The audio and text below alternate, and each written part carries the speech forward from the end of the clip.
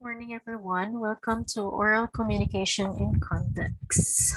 So, for first week, our topic would be nature and elements in communication.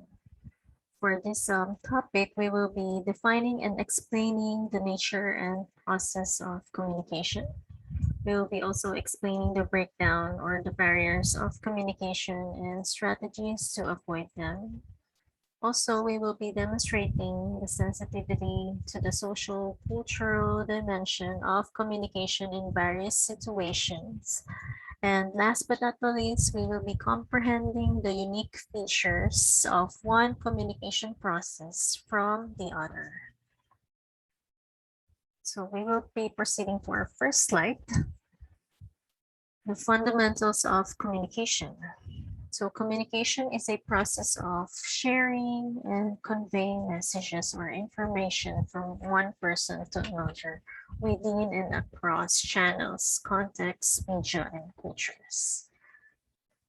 According to Julia Wood, communication is a systematic process in which individuals interact with and through symbols to create and interpret meanings.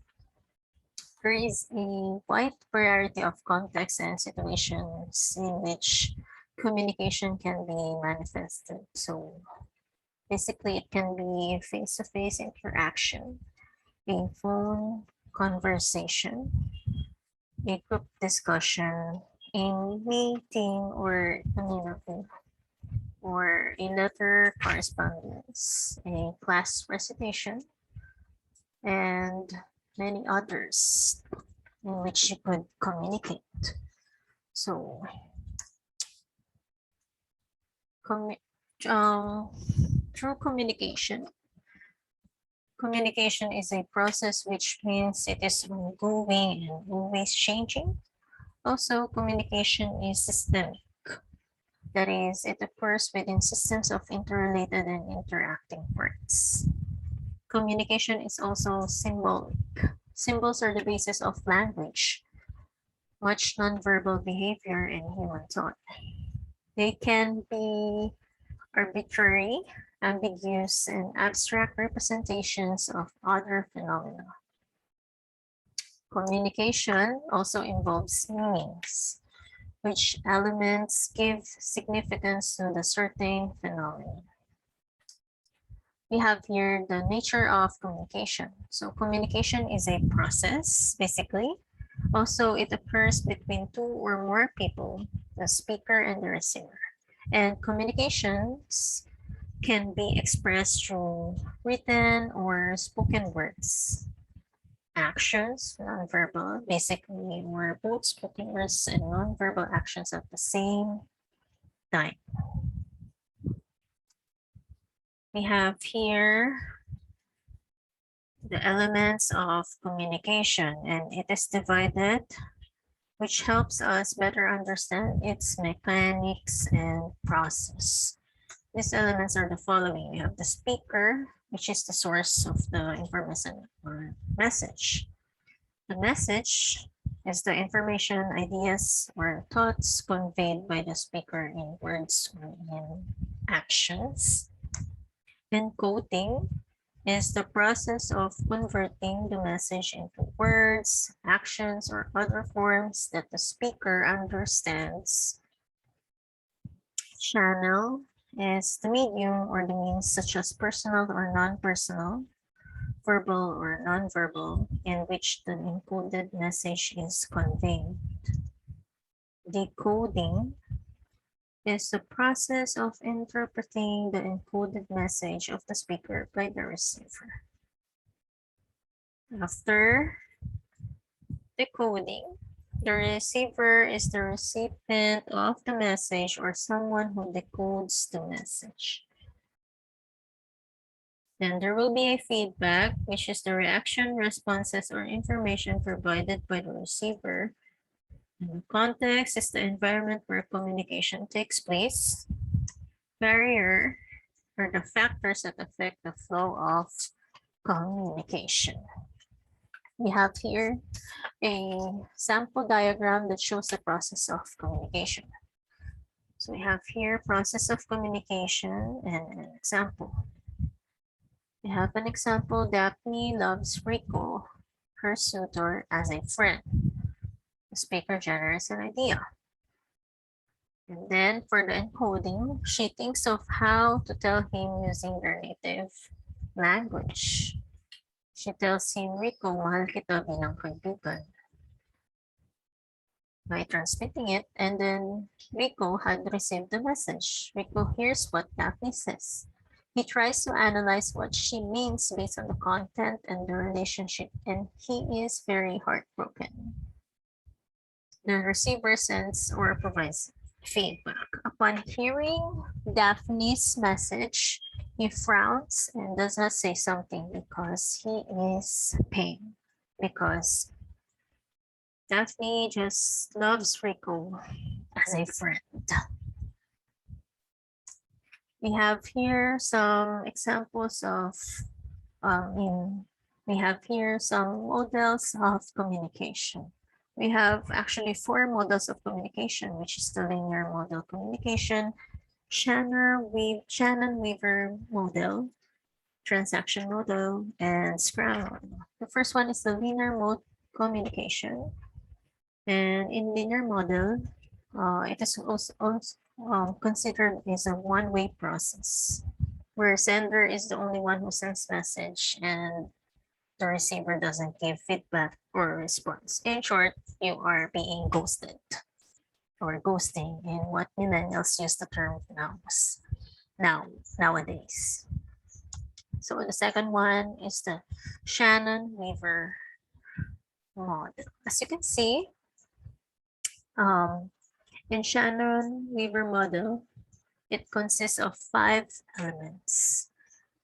We have here a source, and then the source transmits the message and encodes the message as well. We have here the channel, the signals adapted for the transmission. This is a channel. And then we have the receiver. Once the receiver receives the message, he or she is now decoding the message from the signal received. This model, however, has been criticized for missing one essential element in the communication process, which is the feedback. So there's no feedback, but there is a decoding of the message, basically. On the other hand, we have here the transaction model. So here, unlike the Shannon and Weaver model that I had discussed on the second model of communication, there is a two-way process or a essential element, which is the feedback. So the two-way process is which the sender and receiver receives the sender and the sender sending the message, and the receiver has received the message. Once he or she receives the message, he will send another message to the sender. So basically, there's a two-way process or a feedback in the transaction model. And the fourth model is the Scrum model. So in Scrum model, Scrum is a modified Shannon-Weaver model. So what has Scrum added to the Shannon-Weaver model? It could be, is it the new model more comprehensive? How is it different from or similar to the transaction model? So basically, Scrum added the feedback and field of experience to the model. It is more comprehensive because it contains elements showing that communication is not a linear process, which the Shannon-Weaver originally showed. Scrum's model is different from the transaction model, that it also includes the field of experience of each communicator, a factor which is very important. So unlike the other models, there is a field of experience or field of common experience in the Scrum model. So we're done with the four models of communication. We will now proceed to the functions of communication. For functions of communication, we have the first, we have to know the functions of communication because we have to know how humans use language for different purposes. We have the first one is for regulation and control. The use of this communication is to control human behavior and regulate the nature and amount of activities engaged in. So we have here some examples, a doctor's prescription and a child commanding a grandparent or saying to the elderly people to come in. So some of the language forms are please come in, get a chair, run, hurry. So there is a control in a human behavior. Second one is the social interaction. So human beings develop in maintains bonds, intimacy, relationships, and associations. Social interaction, some of the language forms that are used are will you marry me? Let's be friends, be my group partner, I like you, and hello. The third function of communication is motivation. Motivation refers to a person using language to express desires, needs, wants, likes, and dislikes, inclination, choices, and aspiration. So some of the language form is I need, I want, give me, I dream of, I like, we pray for. Here are some of image examples. One person is ordering in a restaurant. So he will be using I will be ordering or I want some. And the other one is writing, and the other picture is two females or two young ladies writing their ambitions. So they are dreaming of, I dream of becoming a doctor, I dream of becoming a dentist. So that is one of the functions of communication, which is the motivation. We also have information. So it enables humans to get to know the world and process, structure what they learned about. One function of communication is giving off information. And when you give and get information, you are stating a fact and you are asking questions. So we have here one example is a news reporter reporting the weather forecast for the day. So he is giving his viewers some information about the weather forecast for the day. We also have here a kid asking about what's your name. So the kid is asking information or asking question about your name. So that is one function of communication. We also have last function of communication is the emotional expressions. Emotions are a central part of who we are. Humans need to let the emotions out, otherwise they harm our well-being. So you have to let your emotions out because it's bad for your mental health.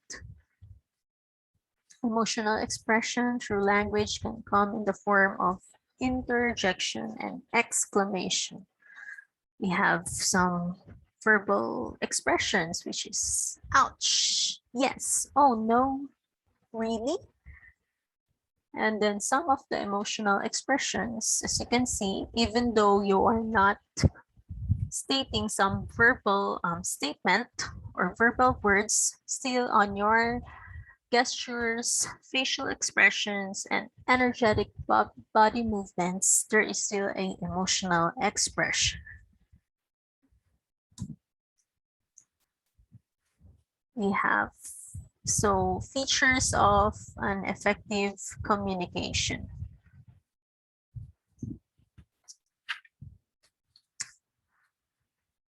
The Book of Effective Public Relations from Professors Broom, Gottlieb, and Center in 2012 listed the 7 C's of effective communication, and the list is widely used today, especially in public relations and advertising. Here are some. We have completeness. In order to have a complete communication, you should include everything that the receiver needs to hear from for him, her to respond, react, and evaluate properly.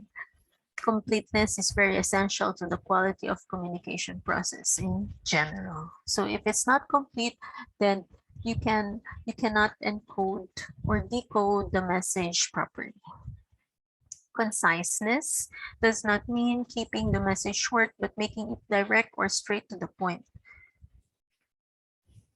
Consideration is to be effective, the speaker should always consider relevant information about his or her receiver, such as the mood, background, race, preference, education, status, and needs, among others.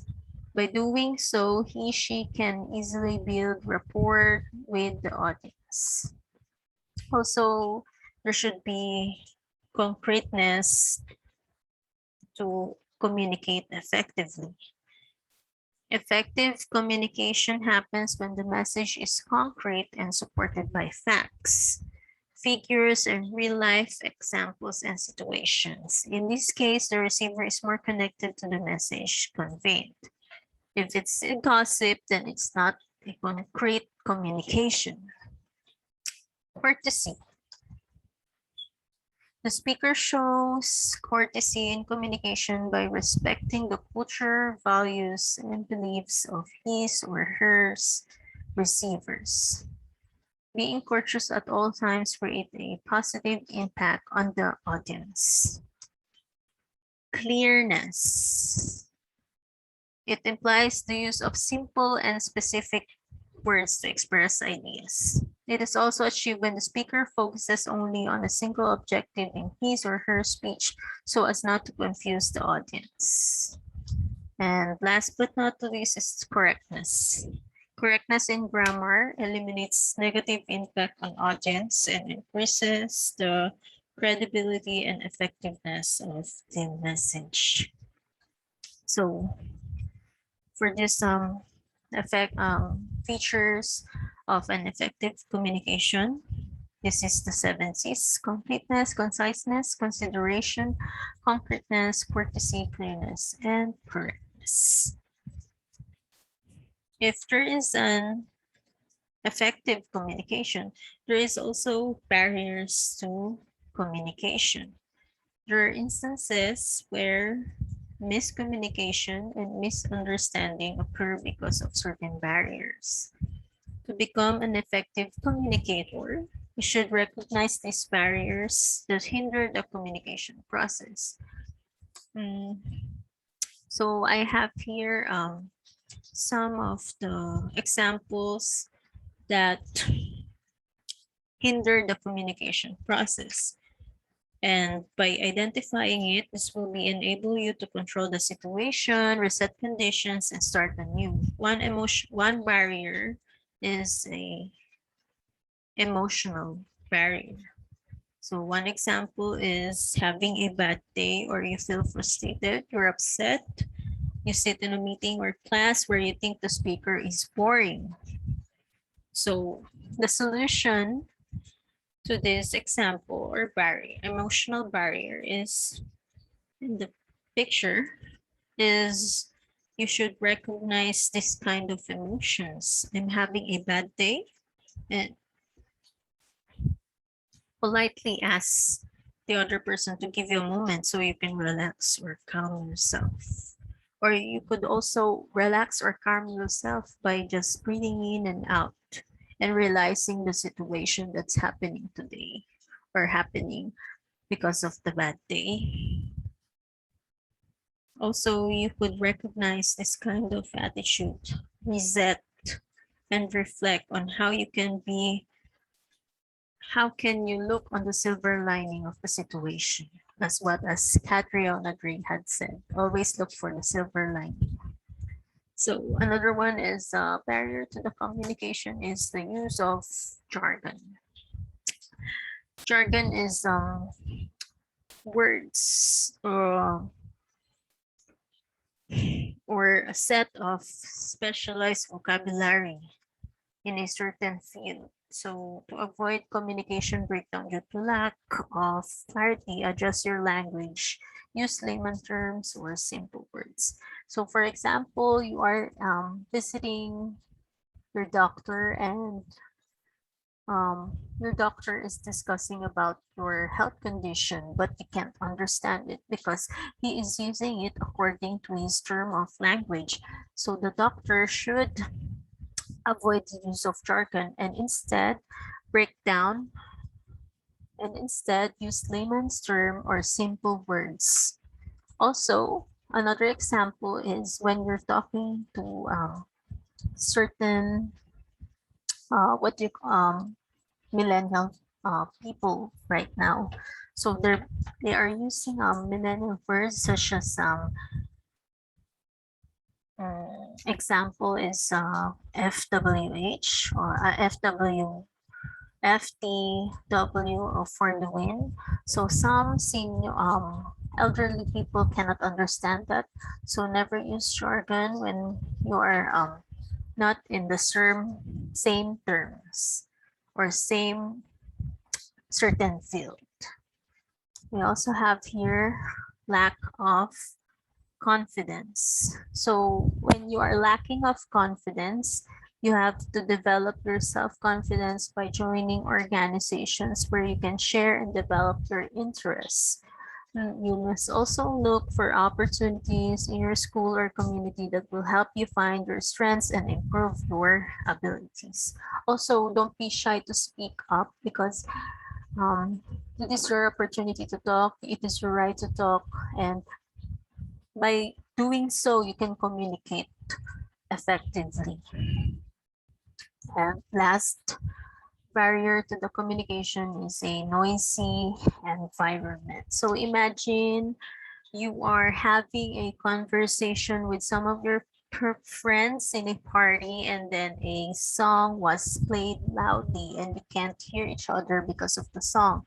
So the solution to it is recognize that noise and make some adjustments by asking someone to minimize the volume, or instead you and your friends would just adjust by looking for a quiet area when you can resume the conversation. So there's always a solution to all the barriers of communication. And note that these are only some of the barriers. Many others may arise out of context, language, physical restrictions, and the like. So if you have any questions for this topic, don't hesitate to ask me. You may reach out to me on my Facebook Messenger, Elaine Ueda Garcia, or you may also reach out to the Facebook group chat. Also, if you don't have any more questions regarding the topic, I will be giving you your requirement, which is an activity. So for this activity, you will be identifying the functions of communication in each following situations. Your answers will be any of these: regulation or control, social interaction, motivation, information, and emotional expression. In your handouts, there are 10 items to be identified, but I will just only require you to answer only 5 items. So it is number 1 up to 5. Okay, so Once you're done, you may pass your activity to me, and then I will give you the feedback regarding about your activity as soon as everyone had already passed their activity. Okay, so thank you so much for this first week lesson. I hope you had um, learned something and you had enjoyed our discussion. Don't hesitate to ask me if you have any questions. So I'm ending this topic for saying thank you for everyone, and everything is possible for one who believes, and nothing is impossible for the Lord. So sharing you this verse. Okay, thank you so much, everyone.